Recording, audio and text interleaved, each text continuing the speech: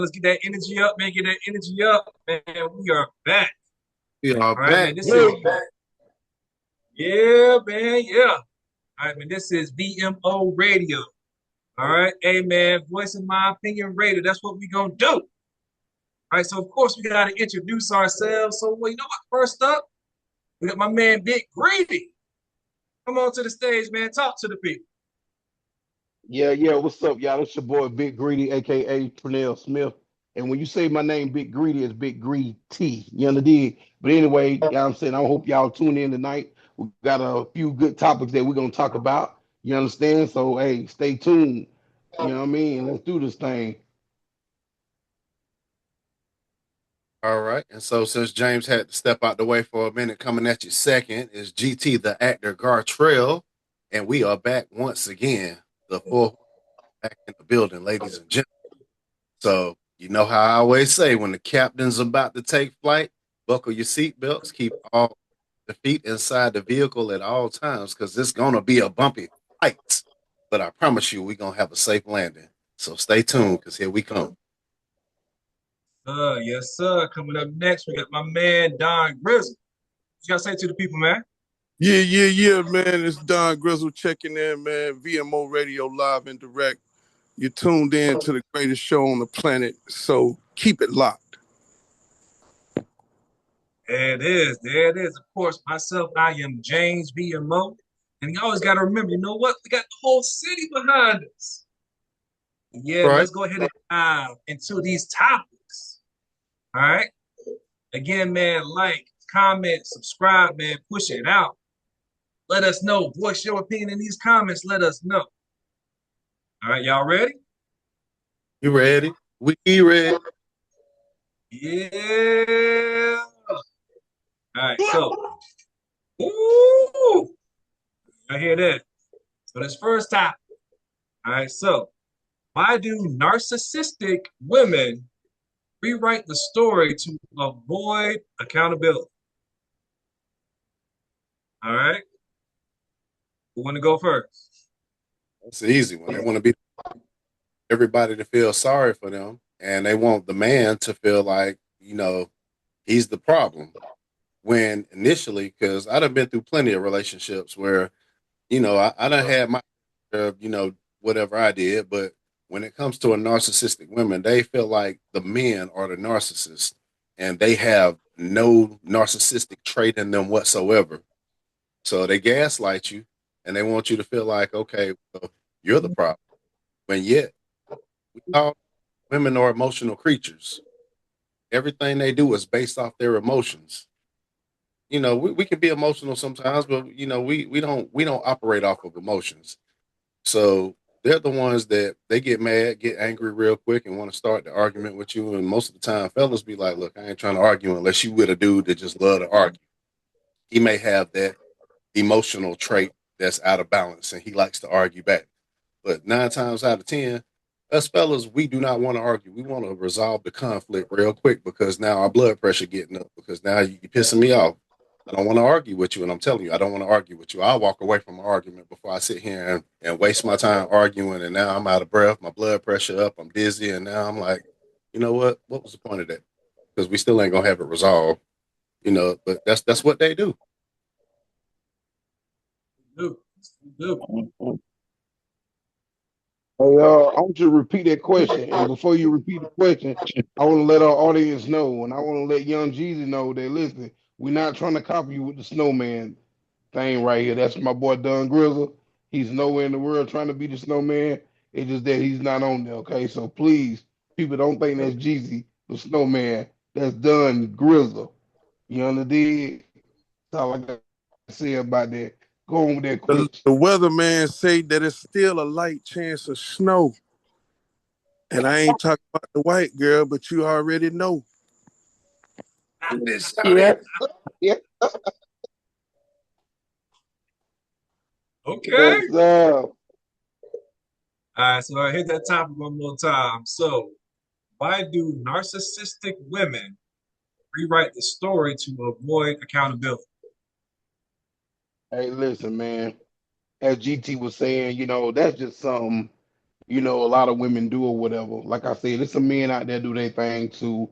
I'm not trying to leave them out there, but that's not the question. So we talking about women right now at this moment in time. Um, but like somebody always say they always change the story up to make them look good, like they didn't do nothing wrong, like you didn't have nothing to do with it. You feel what I'm saying? So you tell my Trinell was the reason why you know what I'm saying, got frustrated. But really what happened is that you went over Keisha's house and Keisha made you mad, and you came home, and then Trinell just got out work and he was like, "Hey babe, how your day?" You cussed him out. So then he looking at you strange, and then now you want to keep talking shit to him. So then now he getting loud with you, and then he looking angry, and he getting all tensed up, and now you acting like you afraid, and then you want to go over your mama house because you think you about to get your ass whooped. Really, that wasn't it. That wasn't it. No, that wasn't it. That wasn't it. You don't tell your friend what happened. You act like you walked in the house and Trinell was already mad because some shit happened at work, and you got them thinking that shit. But no, it wasn't that. You was with Keisha. Y'all was talking about a dude y'all at the fucking high school, and you got mad about it. And then I came home from work, happy go lucky, smile, asked you how was your day, and then you went the fuck off on me. Then in turn, I went the fuck off on you.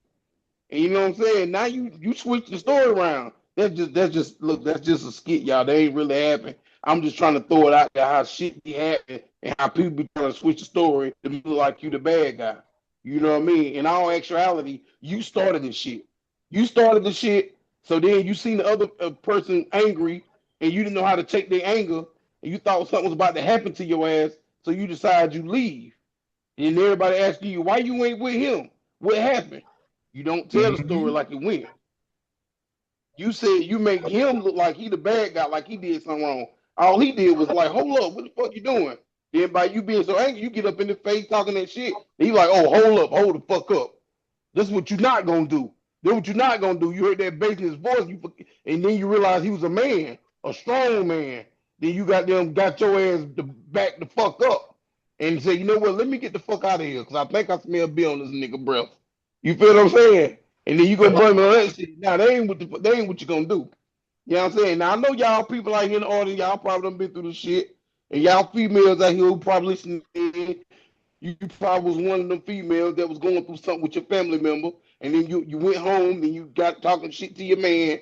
Then your man look like you about to get in that ass. Then you, oh no no no no no, you wasn't ready. No, yeah, get ready. Yeah, get ready to leave because it's over. I can't be with somebody like you. Anyway, I'm gonna pass it on. No, that's all I got to say about that situation.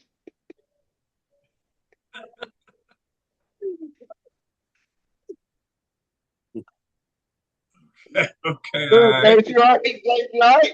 You all right? Good. Hey, I'll let you keep going. Hey, once Oh everybody no, say I'm that, good, man. hey fellas, once y'all say everything, let me circle back around because I completely forgot about my notes. Okay, Okay, okay. yeah, go ahead, do your thing. So go ahead and All right, go ahead and go to your notes, GT. All right, so okay. So say the question one more time. all right, got you. All right, so this is the topic, y'all. So why do narcissistic women rewrite the story to avoid accountability? All right. So got three things. First thing that most of us men deal with when we dealing with our women, attitude. I say that all the time because a lot of women don't think they got bad attitudes and they do. So, I was listening to, some people talk about this too and wrote some things down. So if a woman is mad, it doesn't matter what you do. She will destroy everything because she didn't get her way.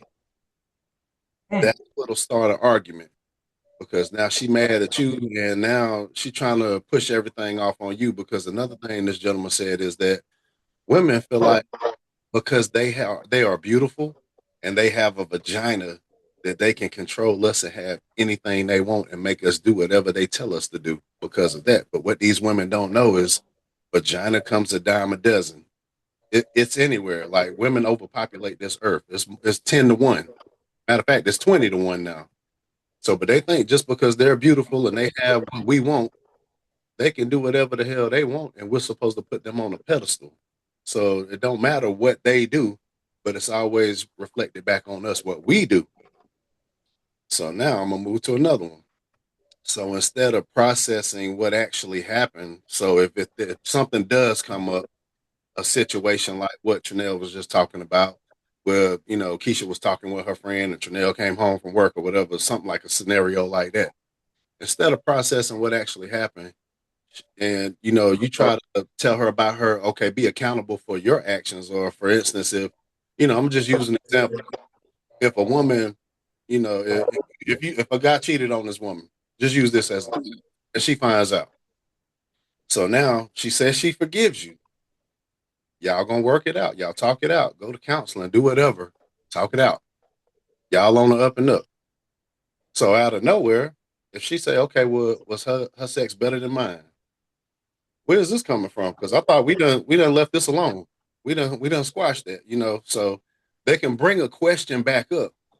But then if the man gets mad, be like, "Hold up, now why are we talking about this? I thought we moving forward. We don't put that behind us."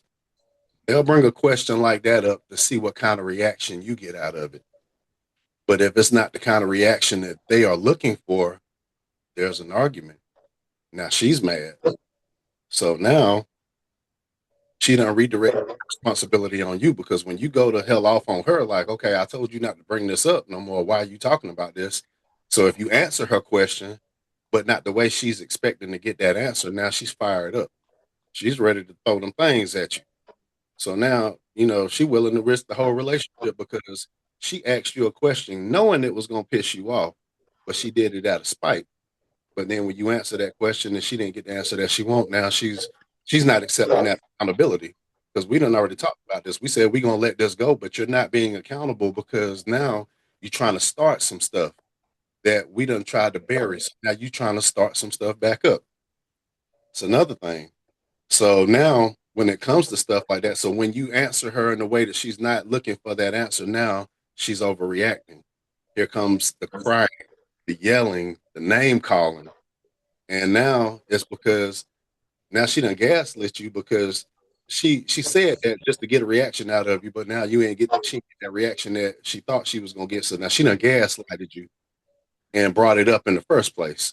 So you didn't respond the way she wanted to. So now she feel like, okay, so now she gonna take over. She gonna take control. She gonna try to control you and make you feel like you the bad guy and put everything on you. It's your fault now. So, and then here comes silent treatment. She withdraws. She pulls back from you. And now she don't want to talk about nothing, because now she say she don't trust you. You don't trust her because, like, hey, we said we're going to talk about this no more. She'll bring up stuff you did in the past to try to make you look like the bad guy. And yet she's still not being accountable for what she did, because she knew she was going to start some shit when she asked that question in the first place. But now, oh, you remember 3 years ago you did this, or 6 months ago when you did this? So she'll bring up stuff to try to take everything off of her and put it on you and make you go through the guilt trip. But these women slick, dog. So we got to be careful, because a lot of women say there's no more good black men out here. We dogs, we this, we that. We don't value one, we going running to white women now, because I hear all of that. And I see videos where they talk about all that. But why is that? Why is it that, you see these athletes dating white women now, or dating women of a different race, not wanting to be with the black woman? And then why is the black woman always getting that title of the angry black woman? Even Tyler Perry putting these movies out here showing that the angry black woman, the hardworking black man can't get with this angry black woman, no matter how much he's a prayerful person, how much he go to church, she's still an angry black woman. So why do they get that title? And they don't understand that's narcissistic, but we the narcissists. Come on now. I played a narcissist in a movie, so I know all of the signs of a narcissist because I studied it. I studied my last two relationships. I even studied the dude that played the narcissist in 17 days. I've studied that, so I know what the signs are. So when I see them, I see the red flags.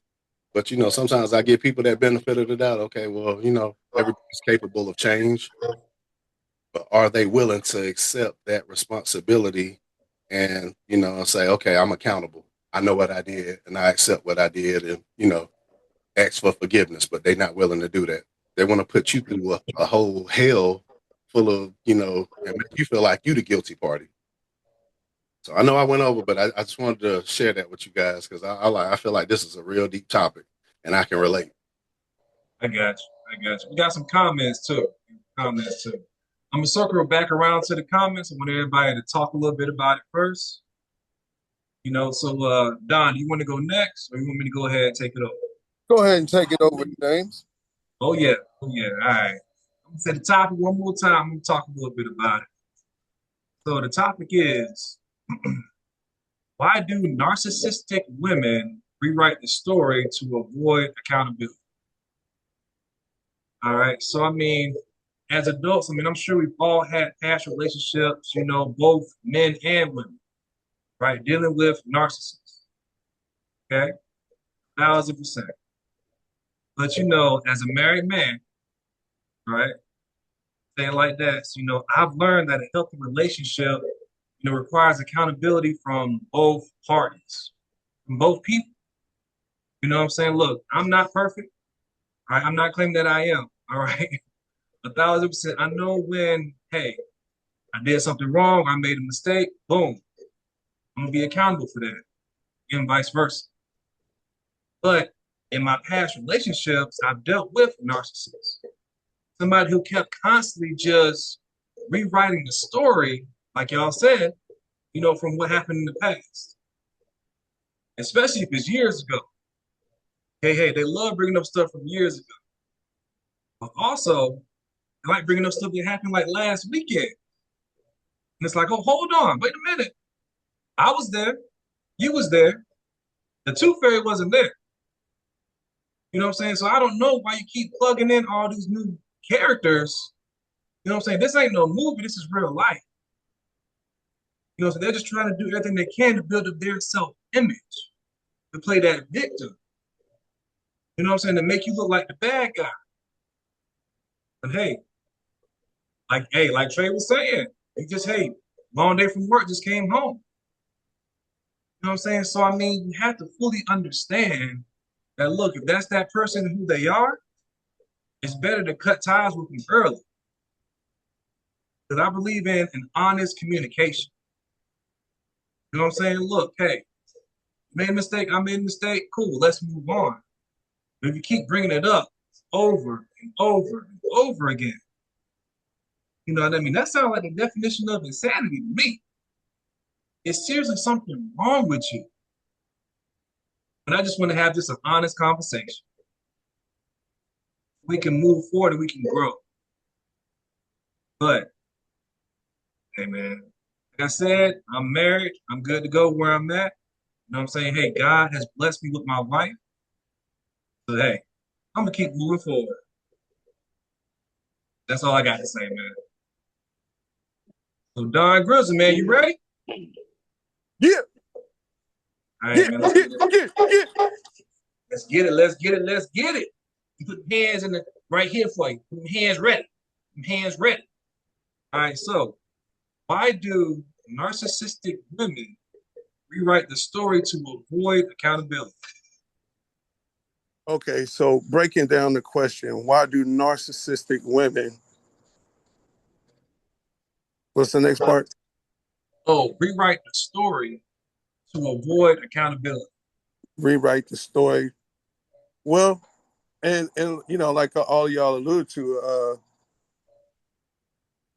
a narcissist, you know, and I know the topic about women, but like, you know, a narcissist, that's a character trait. So it's not specifically tied to, you know, male or female, if you know what I'm saying. And it's just about the identification of the trait.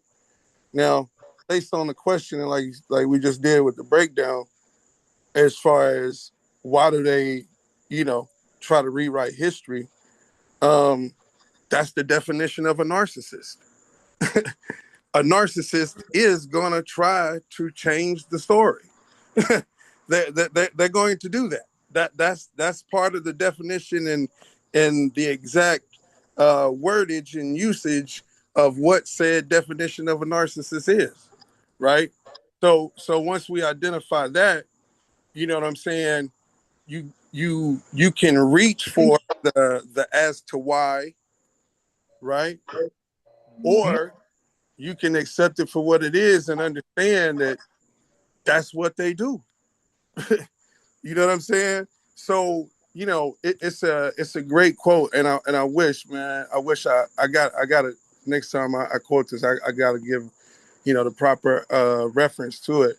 But it's a great quote, which I think this quote can apply to not only what we're talking about right now, but several different templates over life in general. And the quote basically goes, if you have a problem, there's a solution. If you have a real problem, there's a solution. And if you don't have a solution, you don't really have you have a reality that needs to be accepted. And breaking down that understanding of that, because having a problem, there's a way to figure it out. And it's not necessarily a real problem if you can't figure it out. It's more or less a reality that you haven't chose to accept. And I think that's part of what a narcissist, you know, is and how they function and how they operate. Because they don't see themselves as the problem. Right. They don't even see you as being the solution to a problem. So now we done got them steps broken down. Then we know you don't accept the reality that is even going on. So how does it go in baseball? 1, 2, 3 strikes. You're out of here. That's the best way I can put it, G. That's my VMO live and direct voice of my opinion. And you do know that, you funky dog. Yeah. Hey, listen. Like Douglas was saying, I think we kind of had. I mean, the way we worded it, the way it is. But this the funny part about it, though. This the funny part. You don't have that title when you meet a person. You don't walk up to a person and a woman got a shirt on and say, "I'm a narcissist." It does. That's not it. I think we should have worded it differently. I mean, that's the waves they got if they not that already. But so many individuals have it and don't know they got it, and don't even know, and don't even know, and don't even know. I got somebody that worked with me that's mad at me, and they ain't did shit to her. When I come in, she don't say nothing to me or nothing. I've been working with her for years. I'm talking about over a decade. You understand? And we ain't really had no problems up until the last year or so. But the whole point being is, like, you really think you got a problem. If you mad at me, I don't do nothing to you, but come in and help you every day. You don't realize that how you be talking to yourself sometime, or you be talking to the other employees. Like, I don't understand that I don't know. You think I don't know that you're talking about me? I know you're talking about me, but guess what? Guess what I don't do? I don't respond. I just laugh. I just laugh because you know what I'm saying. It is what it is.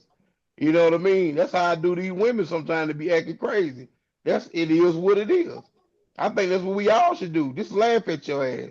That's all it is. And just find a way to get the hell away from them. That's all I got to say about that. And then he get up and walk out the screen. Oh, okay. Okay. I had to just for a second. Know that. I ain't got no microphone to drop. Okay. All right. Let me read some of these comments, man, because they coming in. We appreciate the comments. We do, y'all. So let me go back.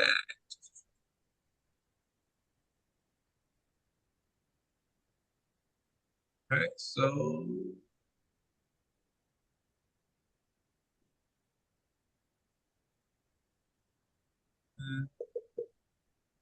All right. Yeah. So. Hype Girl said, at GT, by the way, it is more males that are narcissists over females. Of course she gonna say that. female. All right, hype girl. We all know that that's deflection. Once again, when they say, okay, it's all the males. No, it's not. Y'all are the ones who have emotional uh destabilization.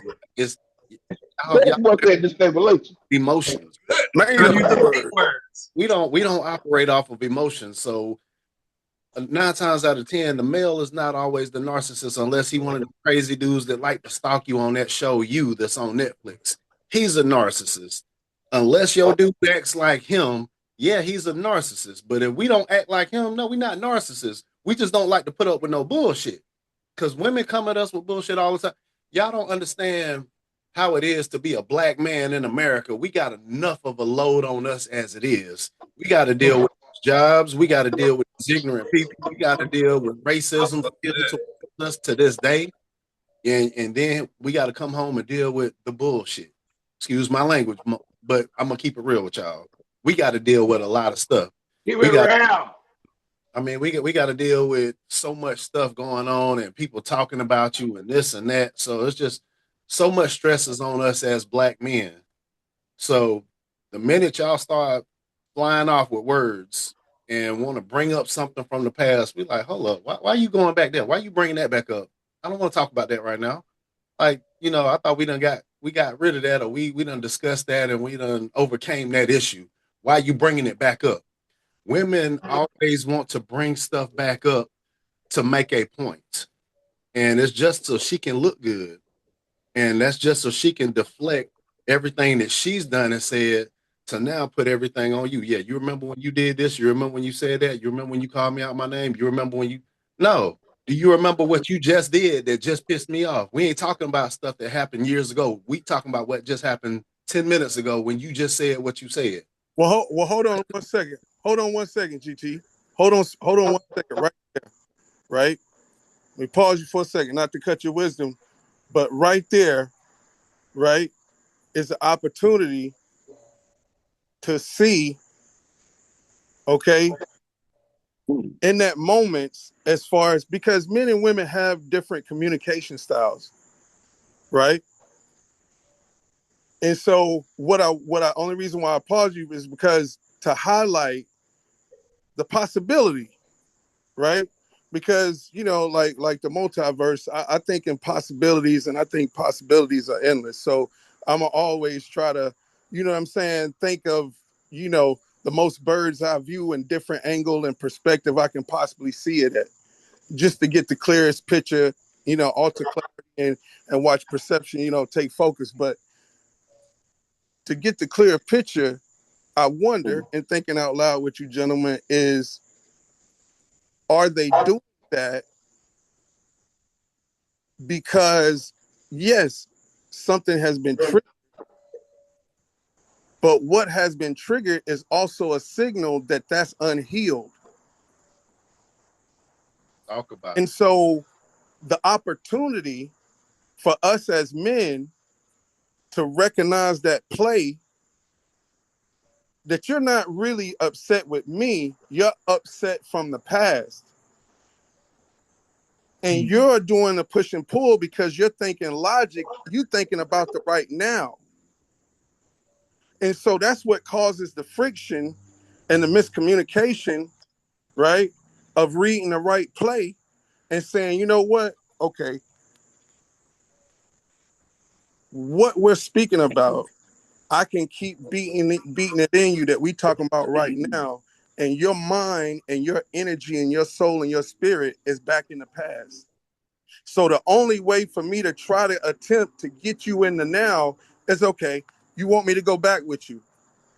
I'm going to go back with you. I'm going to go back with you. Let's address it. Now, once we address that, depending upon how you move and bring it to the now, because you've addressed it. Hey, you want to talk about that first, because see, to me, that's the struggle and that's the fight and that's the push and pull, because somebody want to be right in a situation where nobody is right. So if you really want to get it right, you know what I'm saying? Take the time to try to communicate. And once the communication lines of crossing, it's just showing that there's a disrespect or a violation for, hey, I addressed that. Because leadership leads. Okay, you don't know the way, I'm showing you the way. See, I think a lot of them misplace their trust in men that don't have no vision, that don't have no leadership.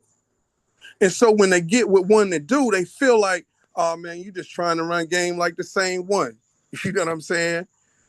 So you got to jump through all of these extra hoops to show that you're different. But if you're willingness and you see the value and the potential, there's got to be some type of potential there. Now, granted, if there's no potential there, then man, like I just said, 1, 2, 3, you're out of here. Out of here. Out the ball. Yeah.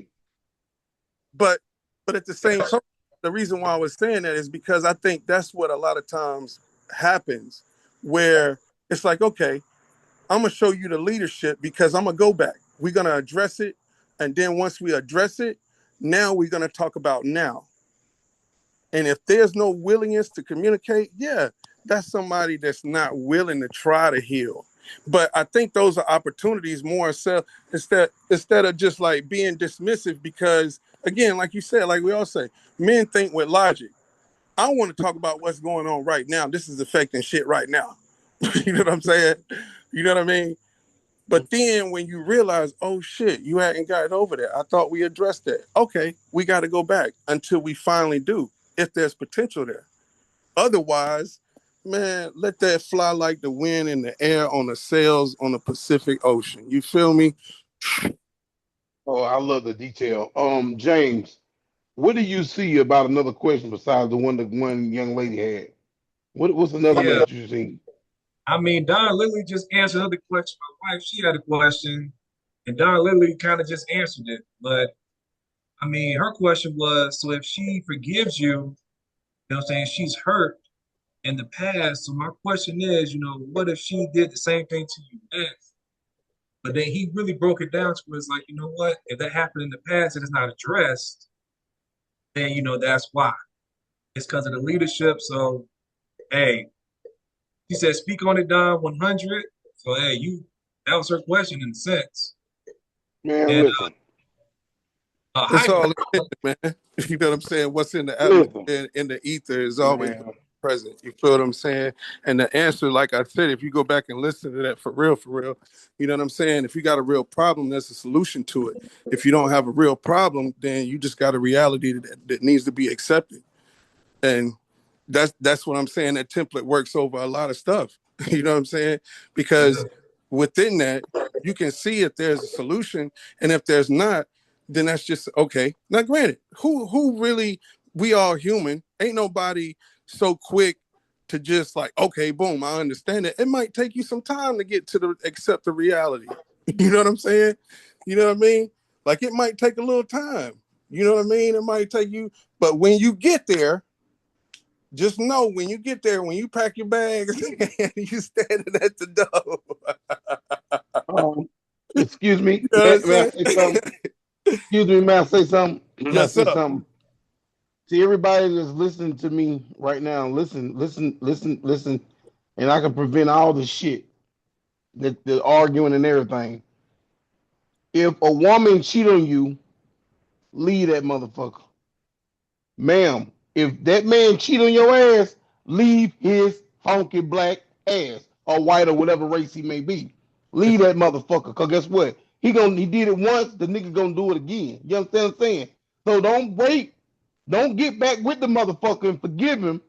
And then 2 years later, he come through the door. You think he gonna win and got some more pussy somewhere or something? Then you mad, and then you start an argument with him, and he might have just been at Leroy House playing cards, drinking Coke 45s. You feel what I'm saying? No, look, don't go through it, ladies. Don't go through it, gentlemen. Cause let me tell you about Chanel Smith. You cheat on me, I ain't gonna be with your ass. It's over. Right then and there, it's over. I don't give a fuck. We married for 20 years. It's over. It's over. It's over. You hear me? Over. I'm not gonna be with you. We're not gonna argue about it. You listen, ma'am. Listen, ma'am. You done did what you did, it's over. And if you got a man in your life and he cheating on you, Leave him alone. If you gonna take it, then you take it. But don't bring it back up no more. Don't bring it back up no more. Don't bring it back up no more. If you don't trust him, you don't need to be with him. Period. You don't need to argue. We grown ass people. Shit, we up in age now. High blood pressure, sugar, diabetes, all that shit. That's triggers. Man, fuck that. We ain't 16 and 25, motherfucker. Shit, let that shit go. You knew already what the fuck be going on. Y'all watch Days of Our Lives. Shit, you don't see the little stories and shit going on. You watch Oprah. Shit, you watch Jerry Springer, Donahue, Ricky Lake. Come on, man. Y'all know what the hell going on, man. That bullshit, act like you don't know. Retarded ass people. Quit me, listen. You awkward. You see this bed over here? Ain't nobody in that motherfucker but some bells. You feel what I'm saying? I gonna take you back to the second. Ain't nothing on that motherfucking bed back there. Cause guess what? I ain't putting up with your shit. I'd rather be by my damn self. You feel what I'm saying? I don't trust a soul. I don't trust you. But since we talking about it, I'm voicing my opinion. I'm sorry I didn't went to the extension. But we're gonna end this motherfucker right here. I'm telling you right now. People, quit arguing with your spouse. If somebody cheat, keep knocked out. That's all it's reached around to from what I'm hearing. If somebody bringing up something happened that you did a person wrong, if a person do you wrong, let their ass go. That's just hey, they comment. They say an eye for an eye. I don't know you know what I'm saying? Let it go. They say eye for an eye. Eye for an eye. Yeah, they gotta get them back. That's that revenge. Nah, no.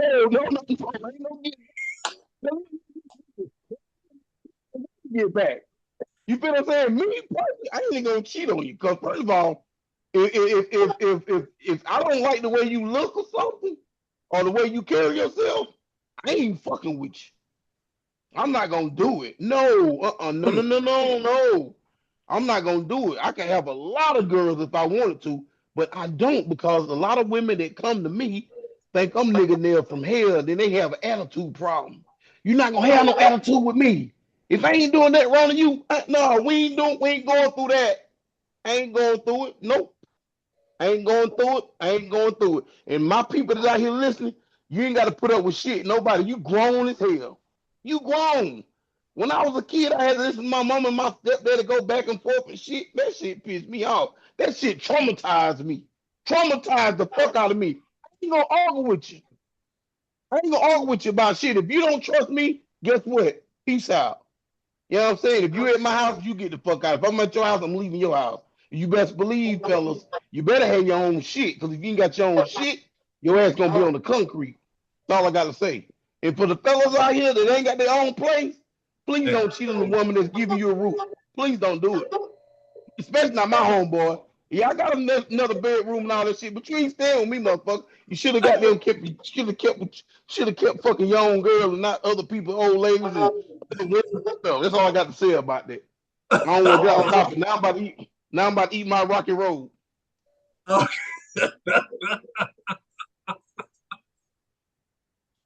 I got to get up 3 o'clock in the morning to go to work. I'm on here talking with y'all motherfuckers about narcissist women and shit. Are you gonna make national headlines if we got some investors or some sponsors watching this right now? They about to take us to the next level because that you said a mouthful. You said a mouthful. Now I done my share of what I did in the past, but that right there, you know what? Yeah, you're right, 100%. I can't deny it. You're right, 100%. I did. That's it. That's it. That way you ain't got to worry about nothing. That's all it is too. You ain't got to ask your friend girl. But you know what? You got to ask your friend girl nothing. Hold on, I got something to say for whoever made that comment. That's a narcissistic behavior because when you got to do tit for tat, oh, you done got me, I got to get you back. That's some narcissistic bullshit because why you got to get somebody back? Just be like Trinell said, just walk away, leave. You ain't got to get nobody back.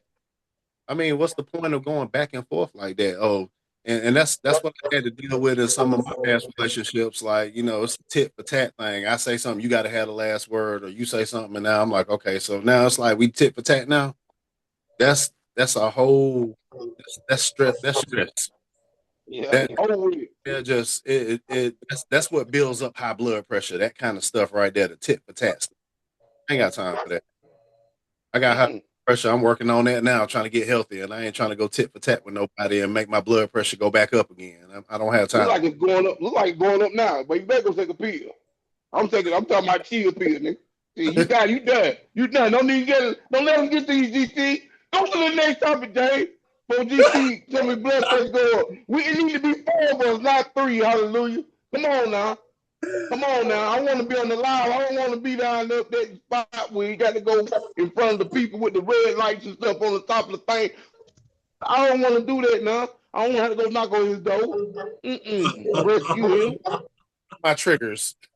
I got triggered off the I tit. heard that. Ain't nothing wrong with that. Tit for tat now because Anyway, I told y'all I'm petty. I'm trying to work on that. I'm oh real yeah. You definitely petty. Seems like you're petty. damn. Should have known you were petty. Ooh. I'm trying to get out of this, man. I'm trying to get out of it, but guys still Hey, working. look, don't even worry about it, bro. I got you, bro. Don't you worry about it, man. I got you, man. I got some Accountable alcohol. though. I Y'all know, got you, man. y'all know it's 50 Cent, then it's me. I hear you. I hear you. I hear you. I hear you. I hear you. Oh, Lord have mercy. Jesus. I said, at least you accountable though, so you know what's going on. Exactly. Yeah. But James, go ahead, man. We got to move on, man. Cause I don't know unless somebody got something to say. You hear anybody talking trash in the comments? Nah, they just laughing. Okay. Well, look. Let's go ahead to the next one. Cause a brother like me got to get some Z's. You know what I'm saying? I got you. All right, this one, I mean, it's kind of along the same lines, but I mean, let's get to it anyway. All right, so the topic is this, what finally made you leave a toxic ex? Oh Lord have mercy. That must be for me. Oh my. Come Oh on, my Lord Jesus. come on, look, he's sitting up and everything in the chair. Talk about it. Talk about it. Now, I can tell you now. See, like I said, I don't argue with you. I ain't going through it with you. That ain't what I'm about to do. I ain't gonna go through it with you. You understand what I'm saying? So for the women out there that like an ex I had, oh my God, nah, no, baby, no, baby, you gonna Burger King me to death? No, I'm not doing that, man. I take your order my hand. Listen. Let me tell you, broke ass, something. I can only take so much. I can only take so much. You feel what I'm saying? No, I can't. I ain't gonna be able to do it. I ain't gonna argue with you about nothing. I'm not going through it with you about nothing. I don't care how good the bunker meal. You feel what I'm saying? I ain't going through it with you. You think because you fine, I gotta waste my time. No, not me. Not me. Not me. I know the neck is there, and I appreciate you, baby. But no, I ain't gonna keep going with your ass, girl. You got to go. You got to go. You feel what I'm saying? You got to go. But before you go, let me, you know what I mean? Before you go. But after that, you got to hit the door. I ain't lying. But now on a serious note, though, man, I don't know how you do it. I don't know how you do it, man. I know GT got so mine. I know GT got a mouthful to say, cause boy, look at here. Woo-hoo. I ain't been around this man but a little short while, but he got more eggs than tic tac toe. All I got to say about that. But anyway, you know what I'm saying? Check this out. You know what I'm saying? Look here. That's fired. Yeah. You better shit. Hey, look here, man. Hey, I ain't gonna lie to you, man. Everything revolves around the damn first question, in a sense.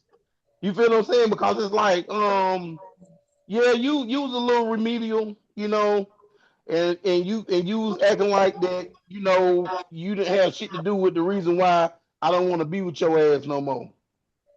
You thinking in your mind that I was a part of the equation when I really wasn't. When I tried to be a nice guy, you thought you can walk over me and take my kindness for weakness. You feel what I'm saying? Because you seen my heart on my shoulder, you thought you could take advantage.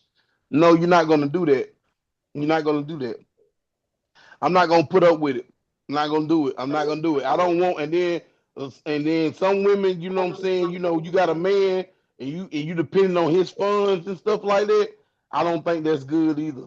I don't think that's real good. I mean, because especially when you just in a little relationship. Now marriage, now James, his money got to go to his old lady, and I'm pretty sure she watches, she agrees. He can't keep nothing. You understand what I'm saying? I don't think she give him enough money to do is get a hat every once in a while. You feel what I'm saying? And I ain't seen that many hats. That's all I got to say about that. Another thing is, Goodness. Fire! you know what I'm Shots saying? Yeah. fired! Yeah, I'm getting on everybody. I got to, you know what I'm saying? Yeah, because I'm just voicing my opinion. You understand what I'm saying? But meanwhile, back at the ranch, like I said, though, you know what I'm saying? Ladies, get a hold of yourself. You feel what I'm saying? If a man doing something for you and stuff like that, don't try to take advantage. You feel what I'm saying? Don't do it. That man say he got $100 for you. Don't try to get three. You feel what I'm saying? Because, hey, baby, you don't know what's going on. You feel me? So it is what it is. Like I said, I had to get rid of my ex because she didn't have a good check. Next. Well, I'm gonna have to come on there right now and say, hey, it's a lot of hats in my closet. What my wife just said, because she bought them for me. So just let you know. Yeah, yeah. I know she did. Look, hey, look, you like, baby, baby, you think I get a pair of pants? Boy, you better shut up. You got here got enough money for a hat. Don't ask nothing else. And next week, if you be good, I'll let you get a t-shirt. You know who got to pay, you know who got to do the stuff with these kids. I'm telling you, it's all good. Question But for nah, married people. But go ahead hey, and do your thing. I'm wearing the shirt repping. V.M.O. That's Radio all V.M.O, baby. V.M.O. baby. Hey, V.M.O. like I said, it's authentic, it's off the cuff, man. Hey, ain't nothing rehearsed. Yes, sir. Yes, sir.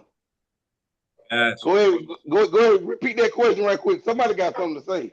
Oh yeah, oh yeah. So what finally made you leave that toxic ex-partner? What Man, happened with, like, you just had to leave, it's over with, you ain't trying to circle back, you gone. What happened? bruh, I got a story to tell. You know what I'm saying? Like how they been doing these things, like as far as the Netflix documentary, I got one for y'all. So y'all want to pull up your chair for this one. Hey man, this is real, a real game from around the way, man, getting played on and trying to get sprayed on. You understand me? So man, hey man, back in the day, when they first started the little Greenville singles hotline, the kid was on it, made a profile, had you could just, exchange, you know what I'm saying, in the voicemail inbox, whoopty whoop, you know what I'm saying? And man, hey, this fine red bone from Brooklyn, New York, Fulton Street, which is also where Biggie from, slid in the DM. And I was like, man, what? Yeah, okay. You know what I'm saying? And hey man, we set up a meeting, man, and went and picked her up. And it's this spot back where I'm from. We called it before actually the Boondocks was out as a animated TV series. We call this spot the Boondocks because it's out there out of nowhere.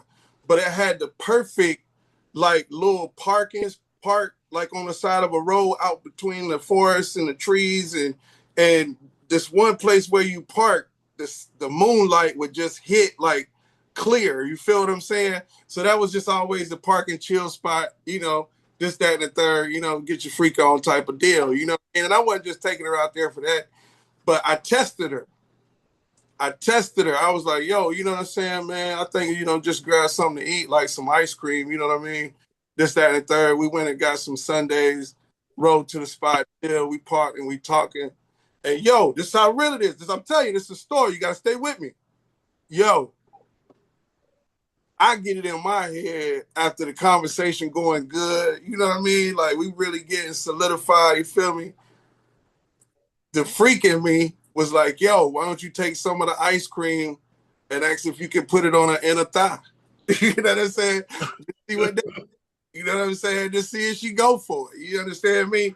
And she went. And I had to get it off with my tongue. If you do understand, it was about to be on. You know what I mean? So there's a very passionate start to this thing, right? Yo, okay. Me being, you know what I'm saying? Like, yo, I'm still staying with my mom at this time. I can't just bring Shorty back to the crib if we gonna get busy and do what we do. So we gonna get a spot. I get a spot off of Wade Hampton. It's like $75 a night. It's a overnight suite stay for people that travel out of town, whatever. Yo, I kid you not. I had to take out, this is my little setup. I had to take out the regular light and put red lights in the room to give it that look. You know what I'm saying? So when she walk up in there, you know what I mean? We gonna get up in there and I'm gonna take her through there. You understand me? So yeah. Yeah.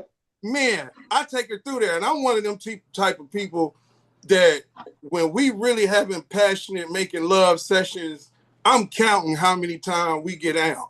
You know what I'm saying? Because I want to know the levels. And I kid you not, it's a true story. I kid you not. This is the true story. Yo, probably about the 6th round, after she done did what she did, water everywhere, I'm doing what I'm doing, you feel me? Mm-hmm. She is into it passionately. And she was like, give it to me, daddy. Give it to me, daddy. You can go ahead and release it in me, daddy. What? That's when the record stopped. Because I'm like, yo, whoa, wait a minute. You know, no. And then it's a whole conversation about that I'm on breath control and this, that, and the third, and it's okay to do it. And I'm like, no, it's not. You know what? Matter of fact, you just killed the whole moment. It's over. You know what? It's over. It's over. Like, this is done. Let's just go get something to eat. You feel me? So we go to Denny's across the street, and the energy and the passion and the kinetic was so strong. We ordered and then got it to go, and right back at it. Right. All right, cool. We slide off.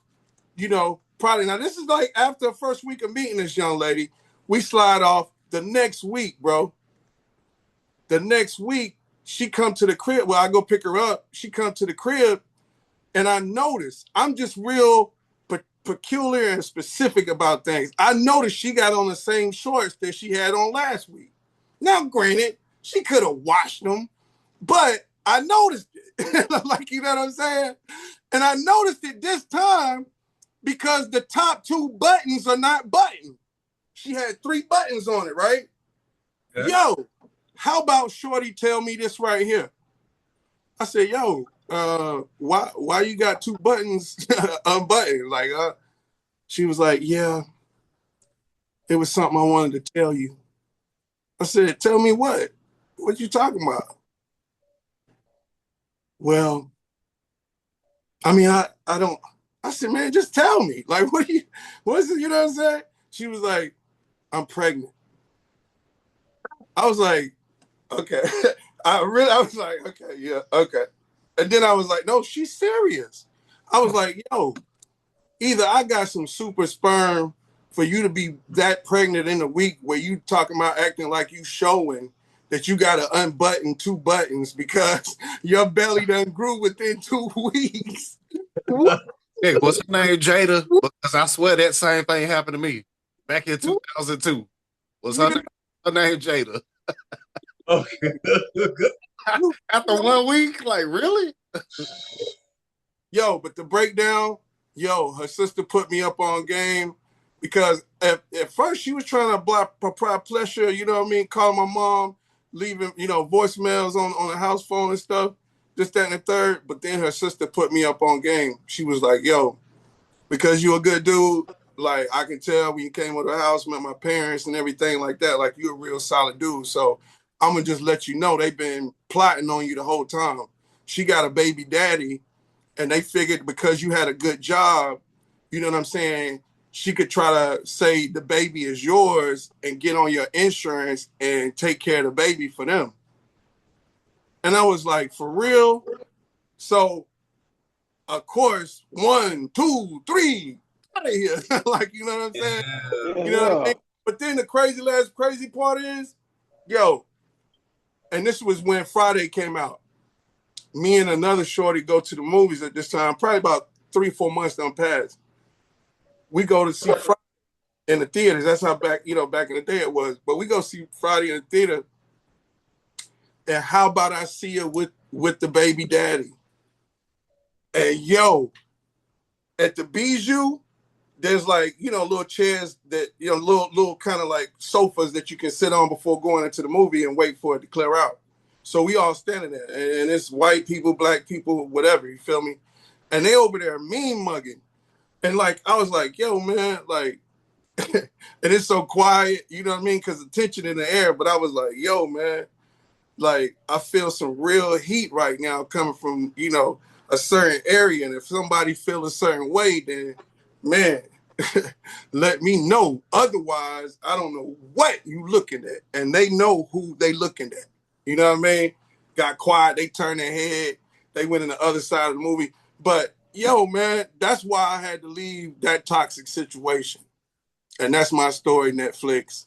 VMO Radio, live and direct, Don Grizzle. It's my story, and I'm sticking to it, and I'm proud to share this message because there might be people out there that can understand what I went through. Doug Grizzle. Let me put off up in this shit, because, bro, all night you've been talking about 3 strikes and shit, right? So I was thinking that, since you talking about 3 strikes, you talking about baseball, I think they're trying to treat you like you can't get right. God damn, it's over with. Yeah, they thought I was slow. Yeah, they thought I was slow. They thought. Yes, sir. I tell you, boy, you just opened up a memory that I was trying to forget about. That same thing happened to me. Like, that's crazy. And there's something about them, man. They bipolar when it comes to something like that. Because my story is, okay, y'all remember when we had that big ice storm back in 2001, right? Was it 2002? Somewhere around January 2002. And we had a big ice storm in Greenville, shut everything down. So That was 05, but okay. No. This was 2002 because I was staying at Overlook Apartments at that time, and we had that big ice storm. So I'm going to church. I meet this nice girl at church. I've been seeing her, from time to time, and she real pretty, light skin. Got good hair, and I'm like, okay, she real pretty. She don't say much. She real quiet. So I saw her every time she comes. She had her daughter with her. So her daughter looked like she was about maybe 10, 12, somewhere around that age at the time. So, I'm talking to a couple of people in church, like, yo, who is that?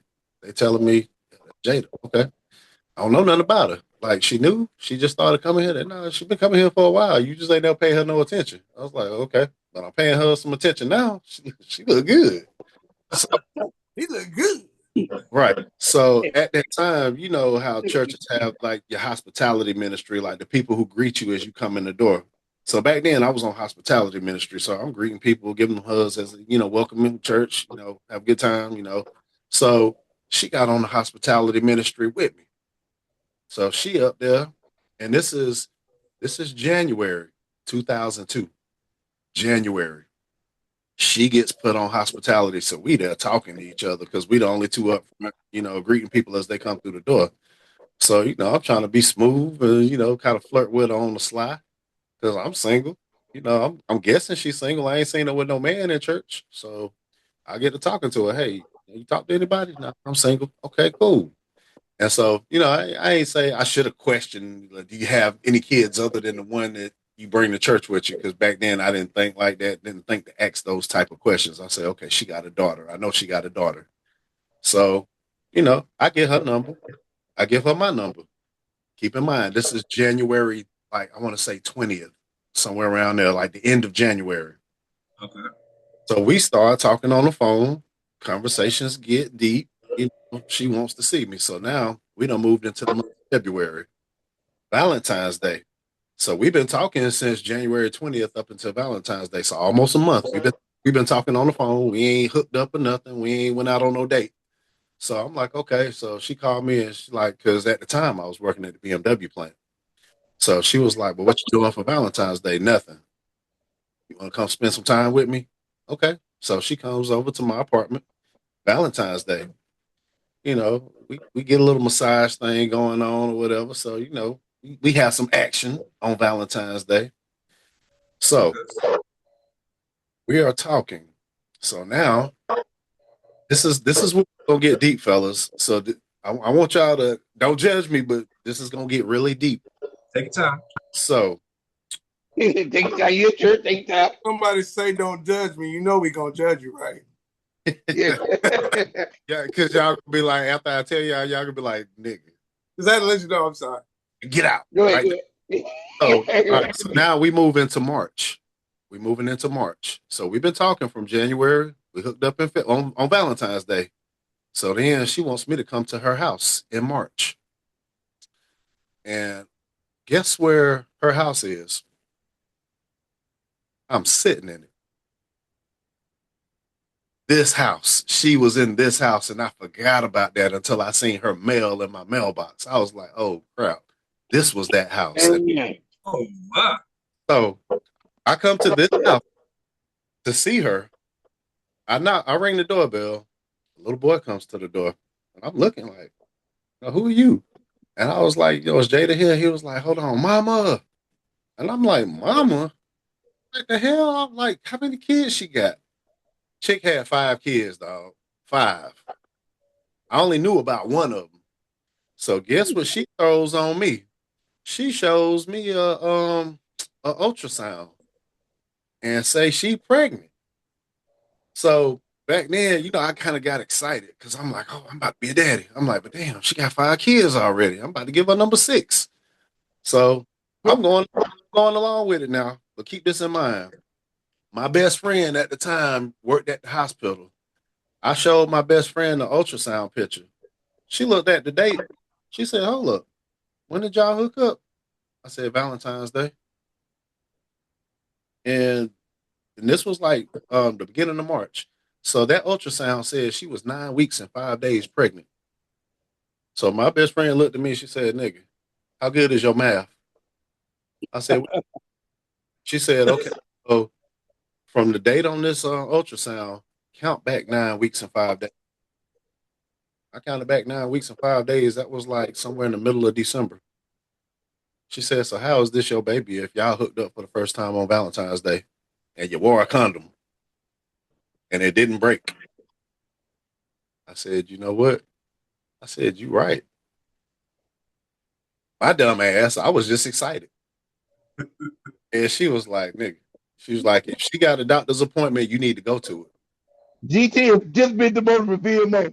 Get his ass off this motherfucking line right now. Get it off. You over. We can't have nobody retarded you on the motherfucking line. Huh? And you I was, the acting. hey, I was young, man. I GT, was in my 20s. I was in I'm my only 20s. fucking with GT. I'm only fucking with you, bro. I'm only fucking with you, but I just want to make a joke, man. You good? Don't worry about it. Ain't nobody going nowhere for me because I can't be a part of this shit no more. Fuck this shit is around. How you? Hold Let's on, see let how me. you get out of here. I gotta get out of here. You need to hit a rest. You need to hit a rest. I got those. Go ahead. Just like Grizzle said, she was calling my mom and this and that because I told her, I said, when you make your next doctor's appointment, I want to be there with you because I got questions. So she told me what the doctor was where she go to the doctor at. So I knew where the doctor's office was. It was like not too far from my apartment, but she didn't want me to go with her. So when I actually decided to go on my day off, I went without her.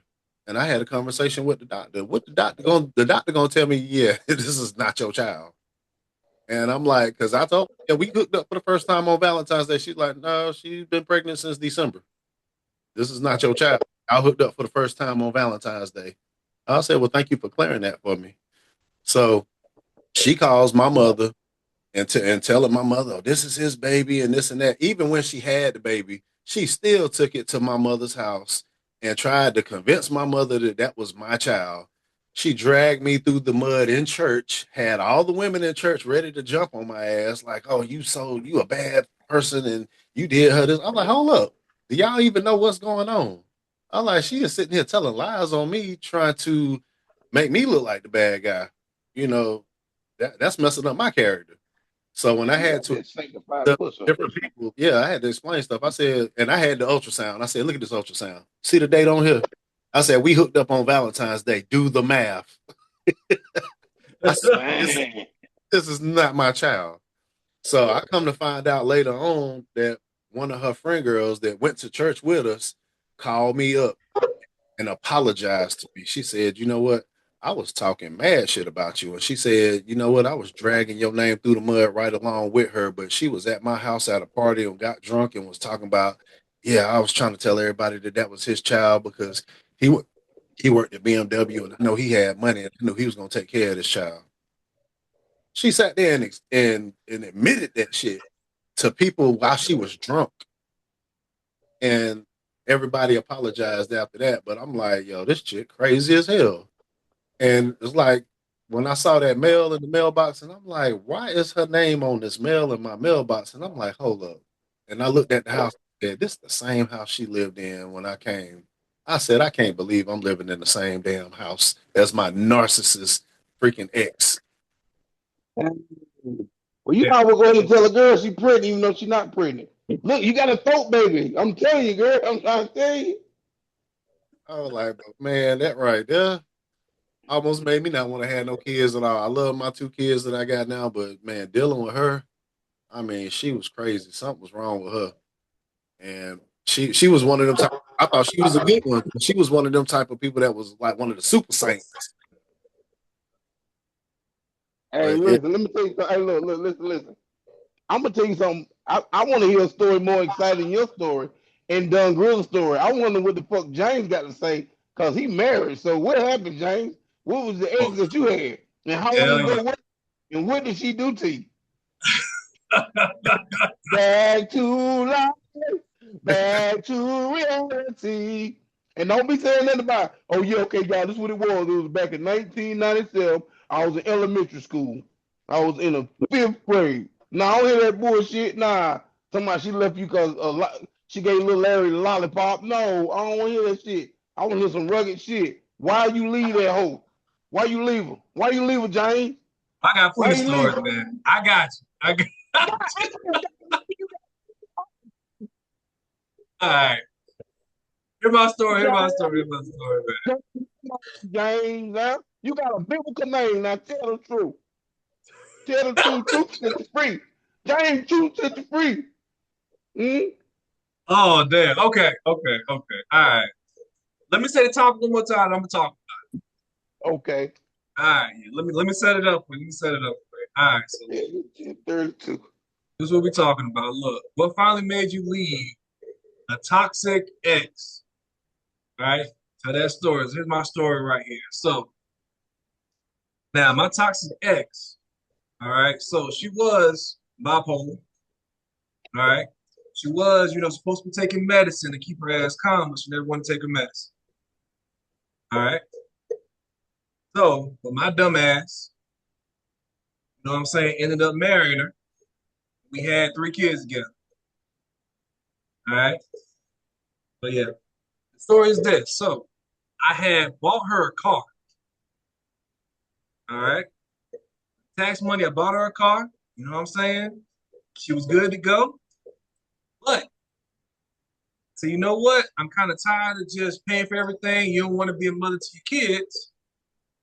You know what I'm saying? So go ahead and keep it moving. She didn't want to leave. So instead, she crashed her car into my car trying to kill me. We are literally racing in Jamestown Point from the mailbox all the way back to my apartment.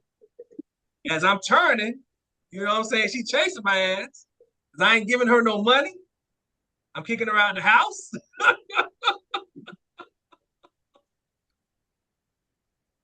And she's just like, I need help, but she didn't want to help the kids. So I was like, nah, I can't deal with it. So, like I said, she crashed her car into my car. Neighbors, everybody coming outside, yelling and screaming and shit like that. So then I'm getting out of the car. I had a headache and shit. She just drove off. So, you know what I'm saying? I said, look, I can't deal with this shit no more. It's over with. Threw all this shit out the house. Changed the locks on the door. All right. She went over my mom's house begging for money. She went to her mom's house begging for money. They all calling me, oh, what happened? Blah, blah, blah. I'm like, look, she snapped. You know what I'm saying? I told her it's over. You know what I'm saying? So they see the big mark of her car that I bought her. Oh, what happened? She crashed her car into my car. My shit got totaled. So yeah, that's my toxic story right there. I got plenty more, but yeah, bought her a Yeah, car. them right there. Yeah, that right there. That was a good one, man. Yeah, that was a good one, man. Man, got to money. I'll tell you what, man. I had to mimic everybody. I had to do the shit where they can understand. You know, you had to go get your hat, and you took a money.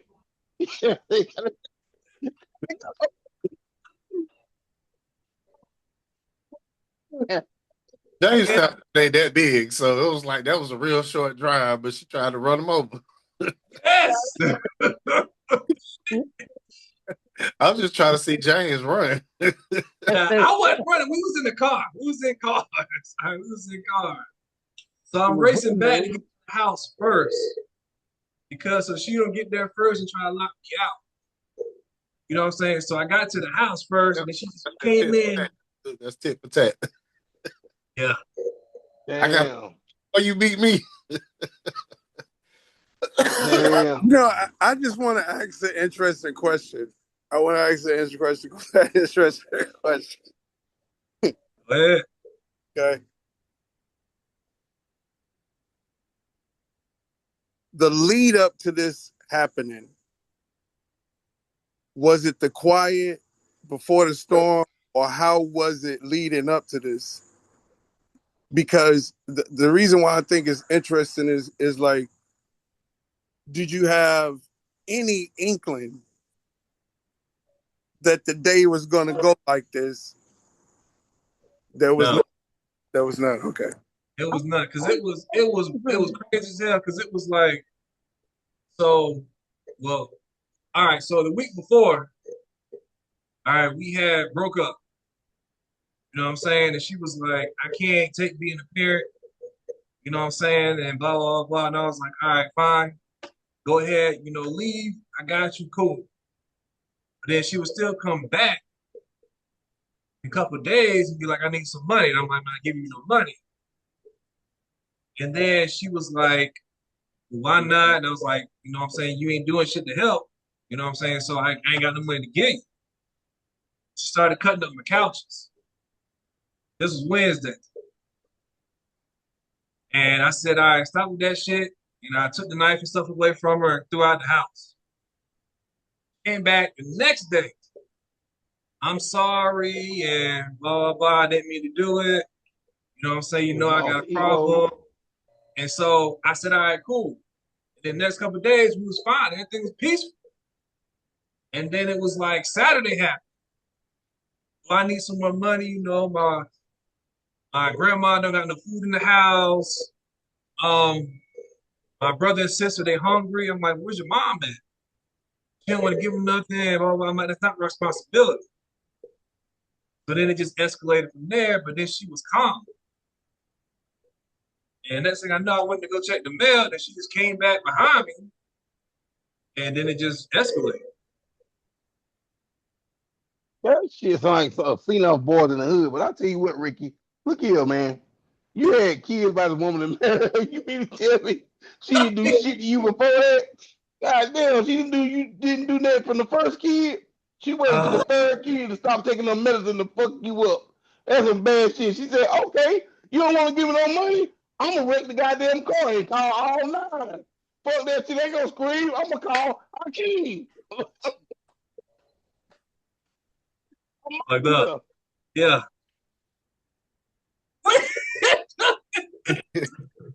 And I wish I could have been a fly on the wall to see that. Oh, good. Yeah. Yeah, man. I'll tell you what, man. Damn. What year was that, James? Wait, 2017. Excuse me, damn. I'm trying to think because my son's mama used to live in Jamestown Point. I know a few motherfuckers stay in Jamestown Point. I'll tell you, hey, if she lived in that time, she heard about it. Everybody saw it. She was living over there at that time. My son was little. That's all that. Like she probably say, "Oh, I remember that young boy and that young girl." Yeah. And Ambulance came out there, all kind shit. of shit. Hold up, Jane. Hold the fuck up. Nigga, what we in the stage play back then? Uh, I think I don't know when the stage play was. I thought the You stage play was remember like stage play? I thought the stage was like 2019 or something like that, like 2019. Oh, where? So you was recovered by then from the trauma that you was put through. My name's Detective Get Hard. 2019? Damn, I swear to God. You sure wasn't rehearsing? Something ain't right. Something ain't right, man. Look, I mean, you got any comments? Any comments? You see any comments? How many people looking at us? 12, 13. Oh no, hey, we just got up to 8,000. Oh man, 8,000. 8,000 likes. People been liking, they stay a little bit, leave, come back, stuff like Yeah. that.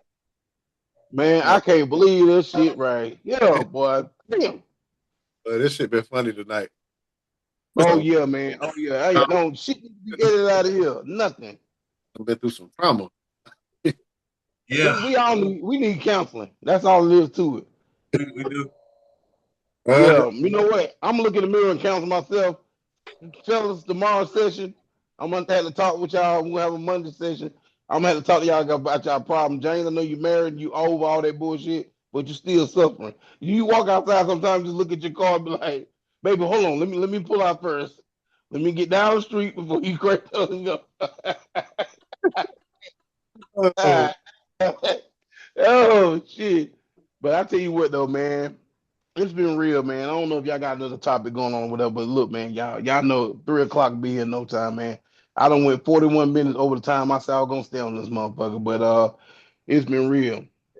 And yeah, man, it's this been real. I really don't even want to go. I want to make some shit up.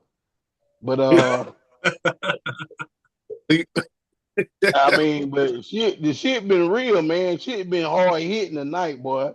And boy, damn, Dunn Grizzle. Oh my God, GT with the pregnant scares and shit. Oh my God, fellas. Oh my gosh.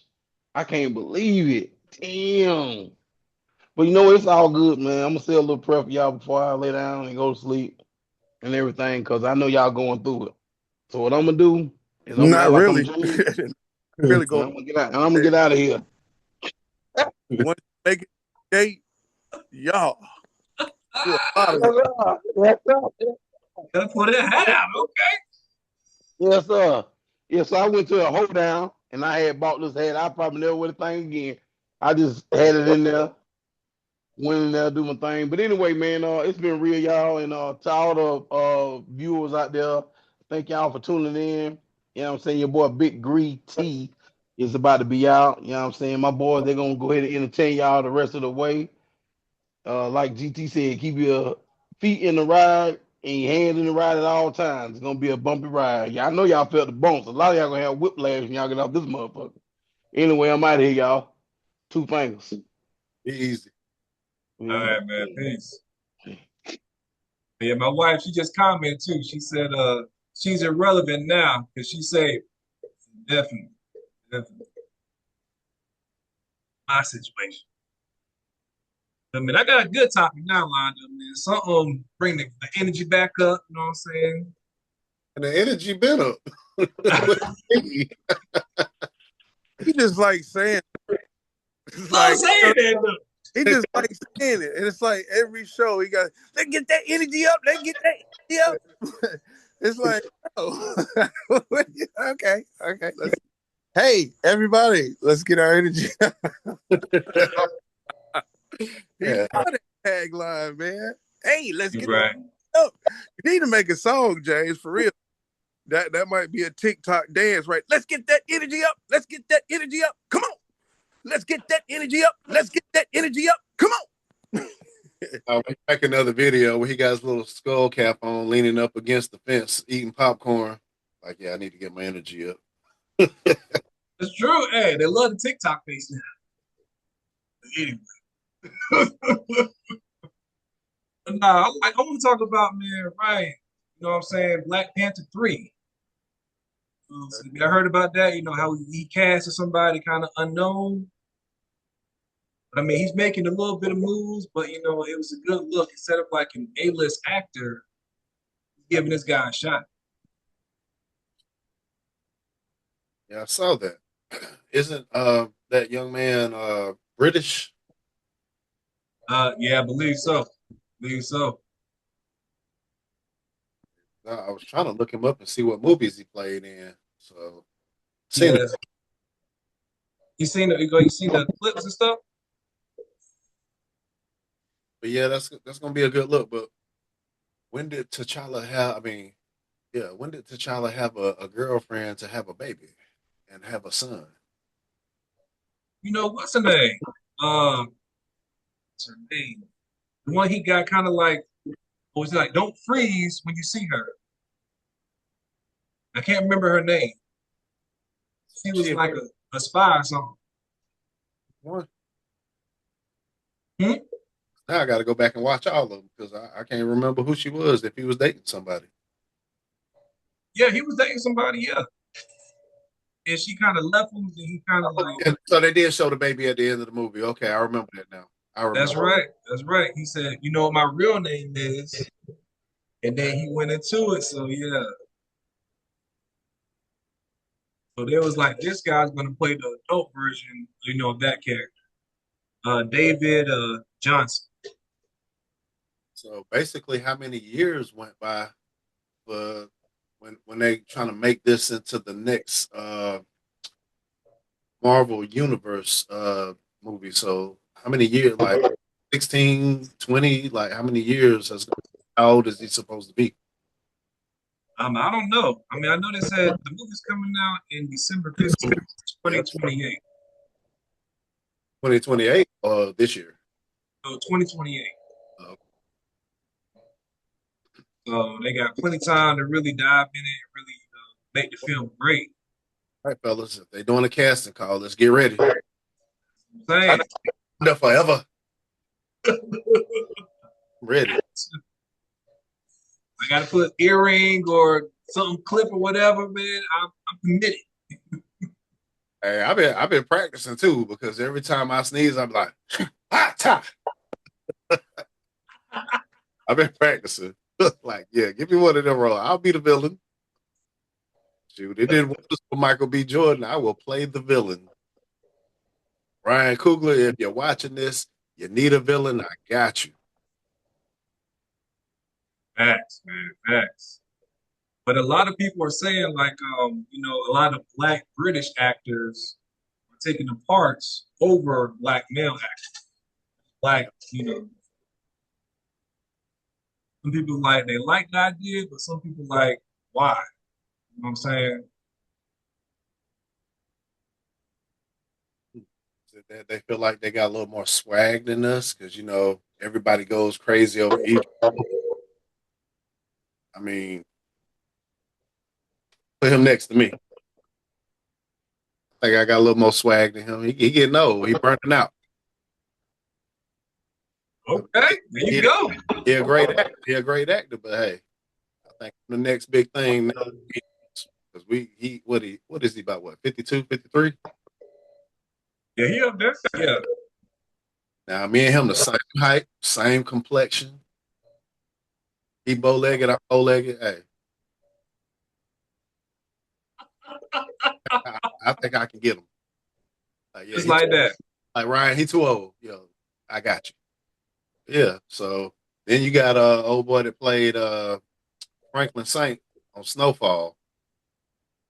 Yes. So didn't know he was British until I heard him in the interview, and I was like, "Yo, this cat from Britain, like he from over there in London." I'm like, okay, so they are taking over, and that's gonna be a problem for us because me and you and Grizzle, we all actors, so I feel like if they're looking for people who got a British accent, then I can do a British accent. That's not a problem.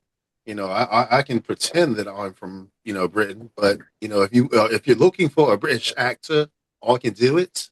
But if you want somebody that's American, I got you too.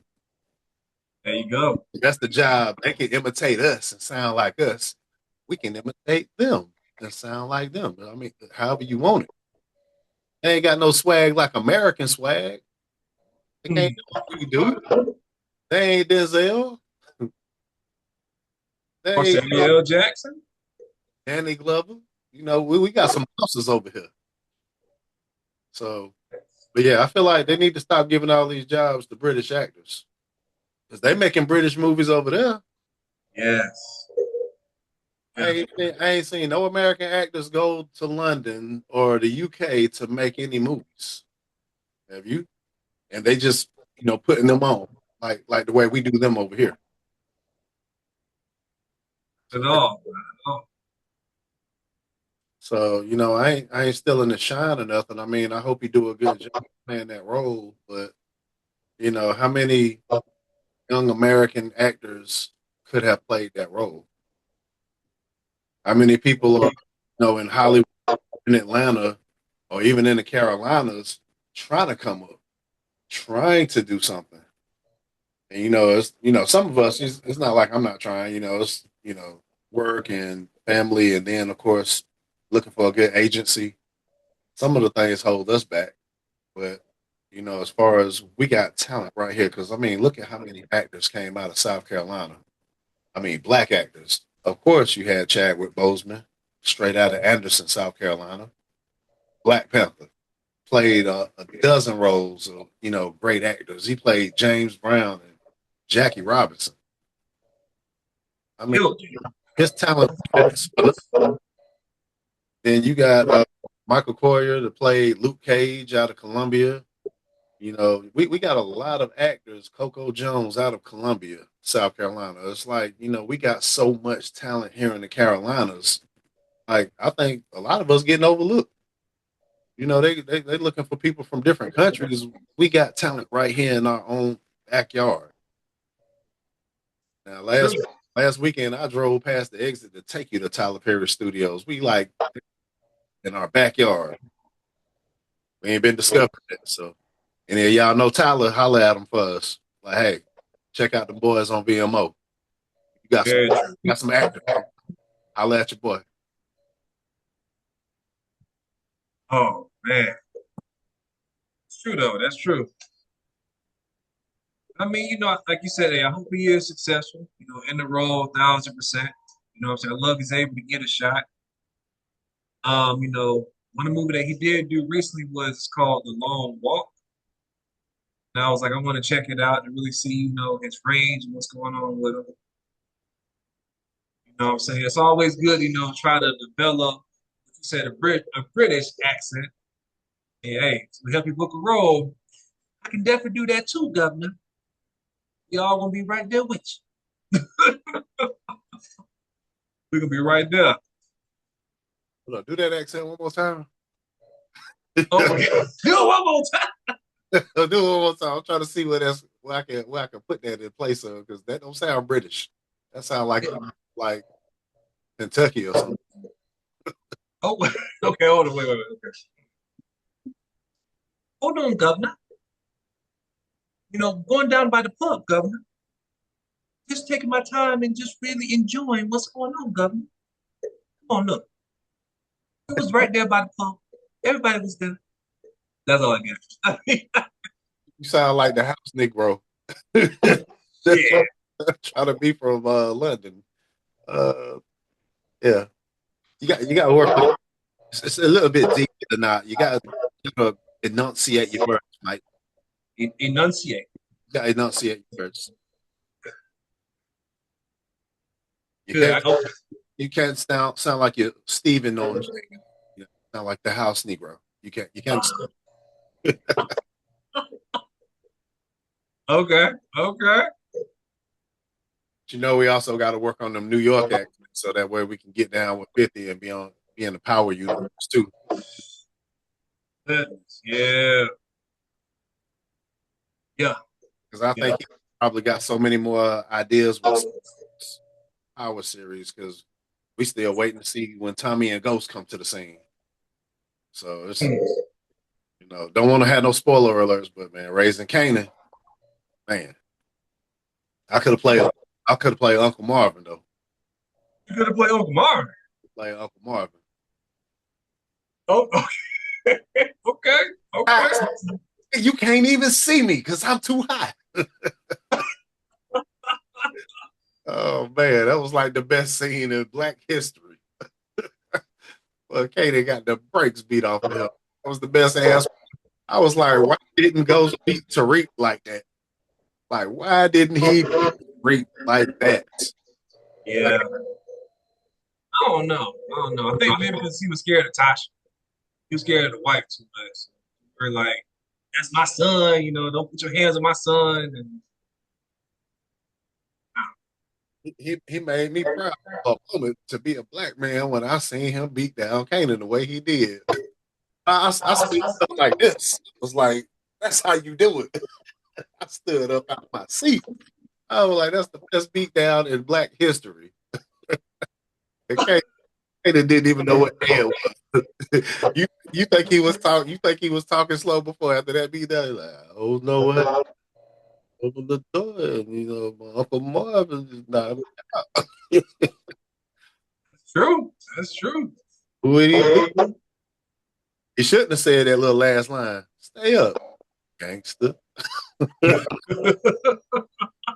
That got your ass beat. Because when Marvin like, nigga, just say to me, that's what made it worse. It wasn't the fact that he killed Lou.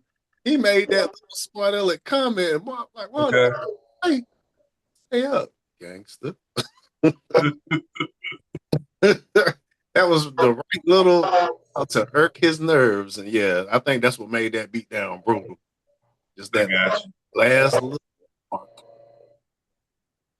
Yeah. Yeah. I don't know if this is true though, but I saw that 50 Cent he lost. He's not gonna do that thing in Louisiana, right, with the new studio.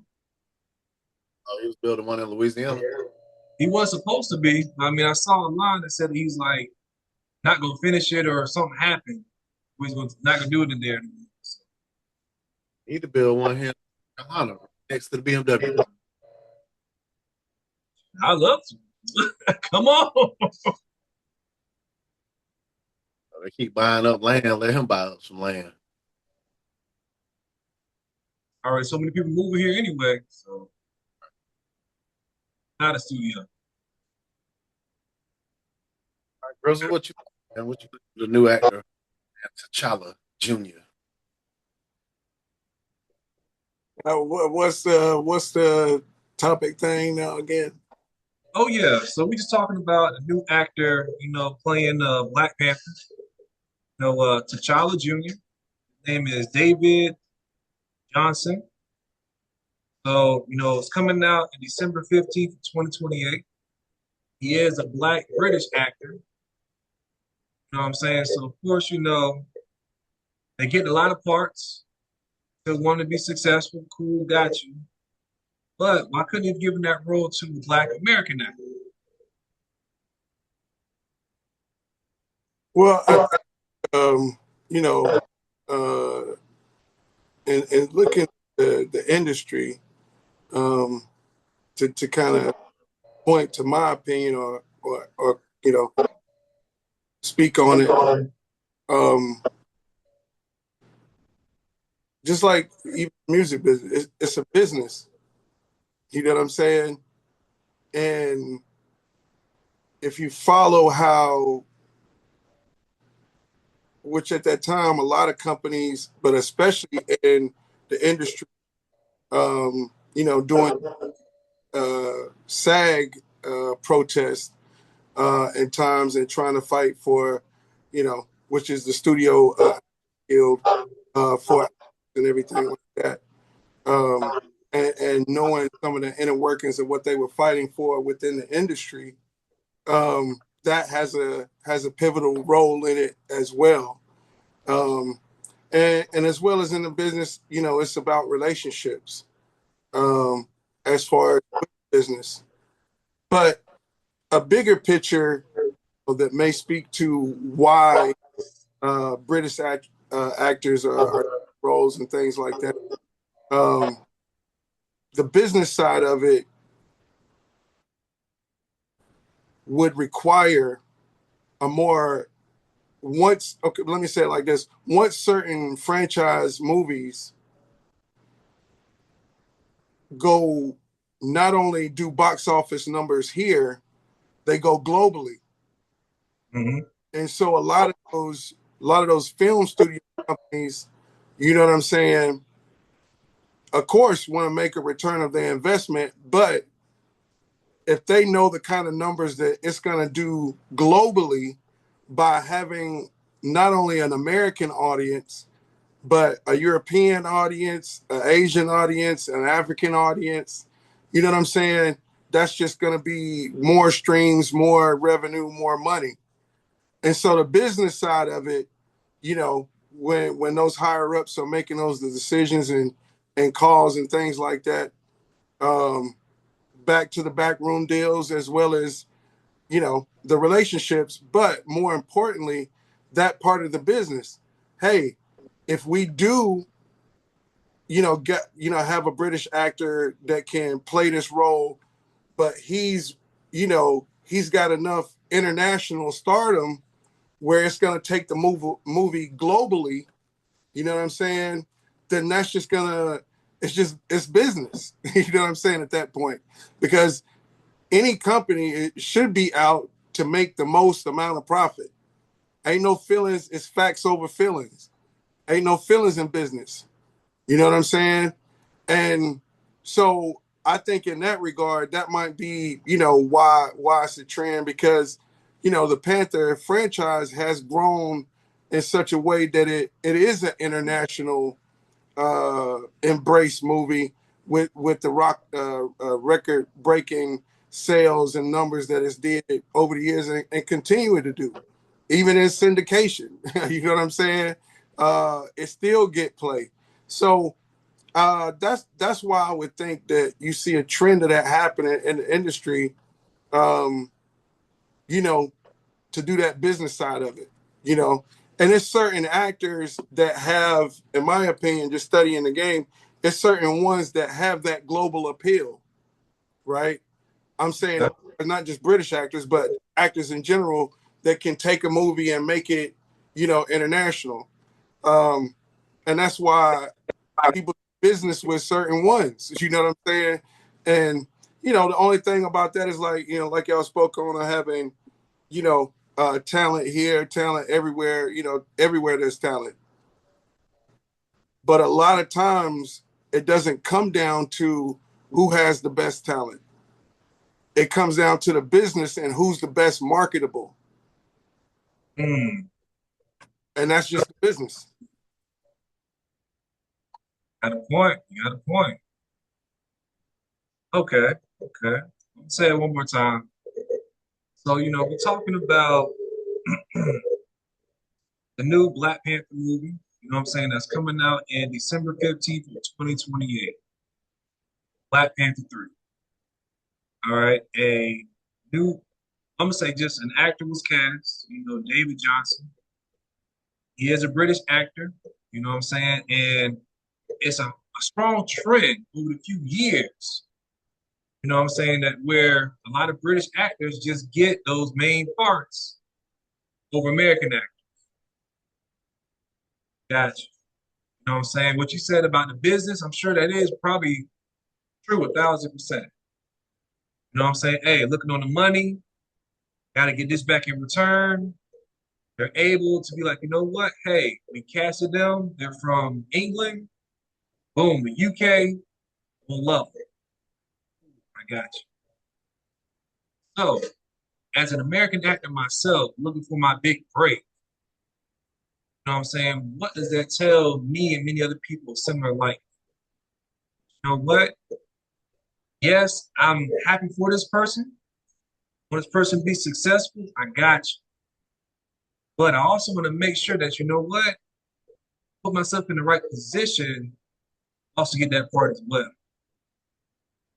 I'm like, look, it's enough out here for us all to eat. I'm hungry. I'm trying to eat too. But what is that play I need to make? What is that blueprint? Be like, you know what? I choose you. Something about you. You know what I'm saying? Hey, you're marketable too. You got skills too. You've been in some movies. You're doing your thing. What can I do to be like, you know what? It's you. That's what I'm just thinking about right now, just for myself. You know what I'm saying? This as an actor myself. Do I need to write more parts for myself? Do I need to just produce? Like, you know what? Let's get in Sundays. Let's get on different platforms. You know what I'm saying? What else do I need to do to really be able to compete with, not having a British accent, not being from the UK? Like, you know what? Got to give you a shot. You know. Well, So, hey, that's go what ahead. I think. The greatest commodity is you. Mm-hmm. And that's for anybody out there. That's the greatest commodity. Is nobody is you but you. So you know what I'm saying? Once you realize that there is no competition, can't nobody compete with you being you. You don't see no competition. Huh? And it's not being braggadocious or being cocky. That's just the fact. You see what I'm saying? Nobody else can be you and do what you do. So, and I think that's what slow a lot of people down just in life in general. I'm saying, I ain't speaking about the acting. I mean, the acting can be a part of whatever, but I'm saying like comparison is the greatest thief of joy. Because by you comparing yourself to someone else, in a sense, you really at that point are not registering what your value is. Because you're trying to measure it by somebody else's. And most oftentimes that other person ain't even thinking about you. Like, you know what I'm saying? They ain't even, because they are doing the actual thing of being them. And so Okay. it's not a disrespect or slight to you, but that's what I would say is that your greatest commodity is you and what you do and how you do it. And, you know, if you want to be chose by a certain group or this or that or whatever, you feel what I'm saying? Then that's up to chance. You see what I'm saying? For them Yeah. to see your value, for them to say, like you said, I pick you. You know what I'm saying? But if you already picking you, if they decide to pick you, that's just icing on the cake. And sometimes they might have to pick you because you've been picking you and you've been winning picking you. Like Country Wayne. All of the industry big execs, he done been on record as saying they want to know how he get the algorithm to jump and make it pop like he do. And he won't give it to him. You know what I'm saying? Because in a sense, he know if he sell it to him, you know what I'm saying? He's selling the sauce. When he already know he got it popping on his own. He picked him. Now they want him. You see what I'm saying? Yeah. And that's what I'm saying. He realized that the greatest commodity was him. He came in the game not trying to be like anybody else, not trying to do what anybody else was doing. People gravitate to it and support it because from the day ones or whatever, or even people catch him now on what he got going on, is because now it's like a running soap opera, but it was just him being him. He said, I'm going to bet on myself. I believe in myself. And I'm going to go out and this is what I'm going to do. And sometimes I think that's not necessarily just only the most organic way, but it allows you that when you do get in those kind of rooms, you got the leverage to be able to say, you know what I'm saying? Guess what? Nah, I don't want to put a bone in my nose and, you know what I'm saying, XYZ. You know what I'm saying? Like, y'all called me. Like, you know what I'm saying? Like, man, did y'all forget? Oh, y'all think y'all gonna tell me to put on the dress and y'all call me? Hey, man, I've got going what I got going and I can keep it going. You see what I'm saying? Because it's self-sustainable. And And that's all I'm just speaking to, man, is that, if you, as anybody would, just self-reflecting in the moment like you were of, like, what can I do? You know what I'm saying? That's the only reason why I was trying to, highlight in direct regards to that is that, sometimes we need that reminder that, yeah, I am like that. You know what I'm saying? You know what I mean? Like, yeah. Oh, yeah. You know what I mean? Like, yeah, I get it in like that. I put the work in, or I know what I do. I know I'm me, and can't nobody else be me. You know what I'm saying? And if you feel like you got to walk out with your chest out, you know what I mean? That's what it is. And whoever get offended by it in life, not just like I'm saying, talking to you, I'm talking to the world or whoever listening. You feel what I'm saying? Like, think about that. Like, you know what I mean? Like, man, if you got to walk with your chest out and believe in yourself to other people believe in you, okay. But start with believing in you and remind yourself every day, you know what I'm saying, that can't nobody do what you do. It's not a disrespect to anybody or anything like that, but that's just a belief in yourself. I think that's the other thing with all of it. A lot of times, man, is like I'm saying, just in general, like the construct, I feel like, want us to think like that. Like we gotta be dependent on the construct. You see what I'm saying? Instead of creating and designing our own. But then it's people that give the blueprint. Like I was saying, Country Wayne, but you know what I'm saying? Even Tyler Perry. Now, a lot of people get into the conversation about his selection and his path of how he did it. But the key denominator to me in that, in his story, and like I was saying with Wayne, is they decided to believe in themselves. Like, you know what I'm saying?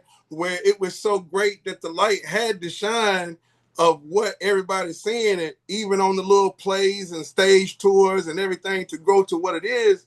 You feel what I'm saying? Like, that's still a belief. That's a step towards, hey, I know this can work. Hey, I believe that I can work this. Hey, I believe in it. Because I'll wrap it with this is, and that's just life in general. People are not going to believe in you until you believe in yourself. You know what I'm saying? And that's just another template. People are not going to love you till you love yourself. You know what I'm saying? You can't make nobody love you, but at the same time, you can't make nobody respect you. But if you step with respect, somebody going to respect you. Like, you know what I'm saying? Somebody going to have to see you if you really stepping like you supposed to be stepping. You understand what I'm saying? And that's real game, man. Spillage for the village. Facts, man. Facts. Hey, man, those a lot of gems, 1,000%. Yeah, man. Believe in yourself because you got it, bro. GT got it, bro. I got it. We all got it, bro. Everybody out there watching got it. You know what I mean? But what activates it?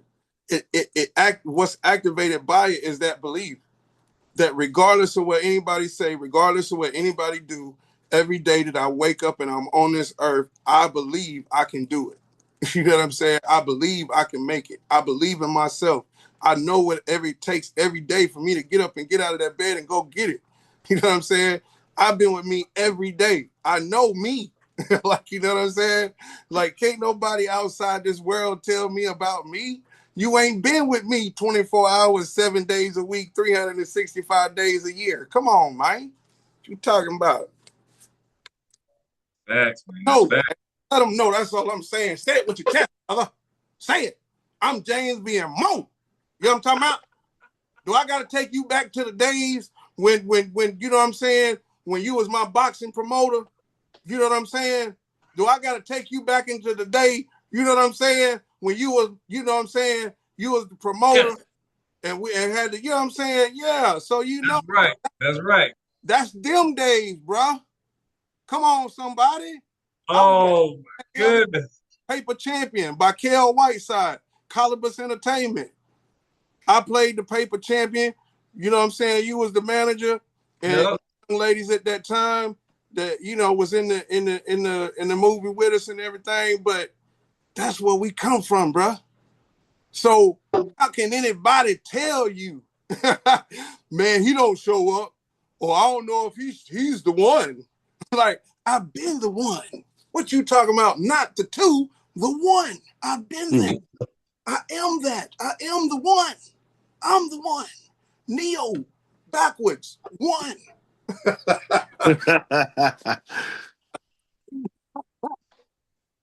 Damn, okay. Yeah, man. That's what's up, man. We won an award for that too. Yeah, he did. Yeah, but that belief, he had to Yeah.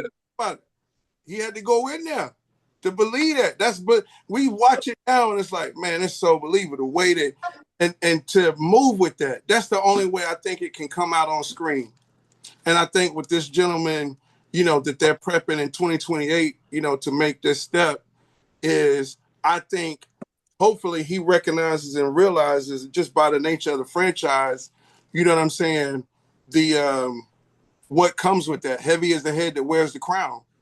And the legacy of Chadwick Boseman and the whole, you know what I'm saying, Black Panther thing. And so I think if he does that, and he's able to embody that, you know what I mean? Like, I'm supposed to be here. We'll know. We'll know real soon. If we see it, be like, oh man, like, man, can somebody get on the line and call Chad? God bless him. Come on. Chad. Oh. Like, you know what I'm saying? Help put a little sprinkle on him. Help him a little, man. Come on. Give him a little something. He needs a little help him. He needs some milk. He needs some milk.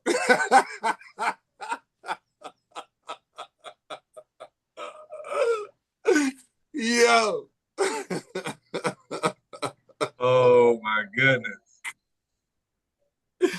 Hey man, you gotta laugh, man. Laughter is good for the soul, man. Yeah, but that's dope, man. Cause I mean, I hope y'all see it for yourselves for real. Everybody out there watching, just us, man. Like, it's there, man. I think everybody has a special sprinkle of something. And, it may seem like it's going overlooked, but you never know the impact that you have on people. You never know how you do brighten somebody's day. Because I was reading something in real life, man.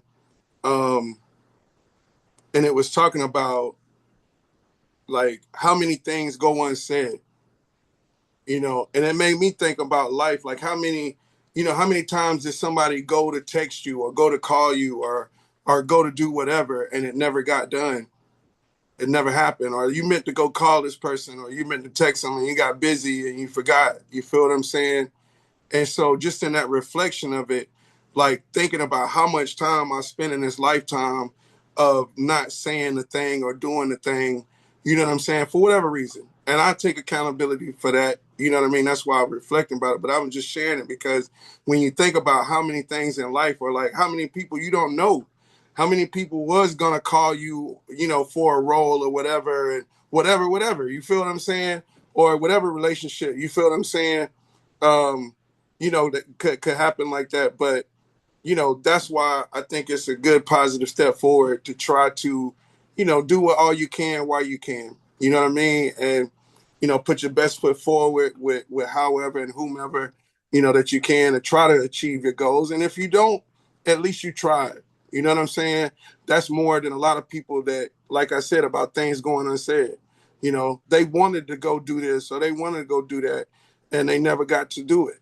You know what I'm saying? Because everybody think they got time. You know what I'm saying? But time, even while we on this live, is ticking right now. That's why we say V.M.O live and direct. You know what I'm saying? Because it's live, baby. You know what I'm saying? It's Yeah. yeah, man. Just like that. Just like that. It's great. All right. All right, well, hey man, let's go ahead and end it right there. I mean, hey. Man, it's been a great show tonight, man. We done had some laughs. We done had some triggers. We done did some self-reflecting. But it's been one. Been good, man. It's been good. Again, man, we appreciate, man, everybody, man, tuning in. You know what I'm saying? Of course, liking, sharing the live, the comments, man. We love y'all. We appreciate y'all, man, 1,000%.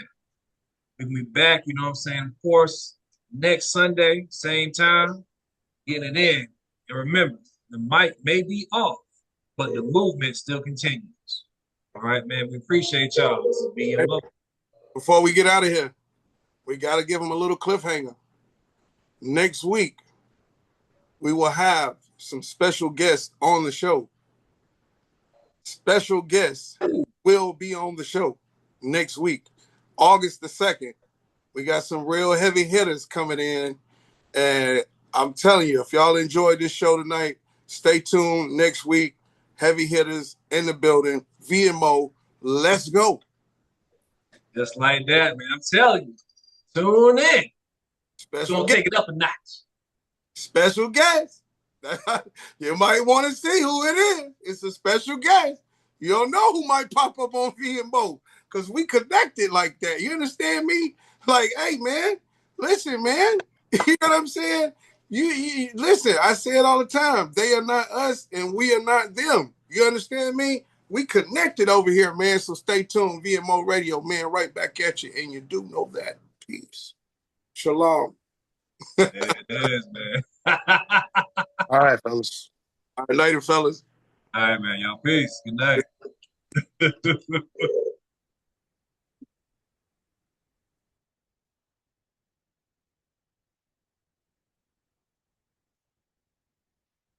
Ooh.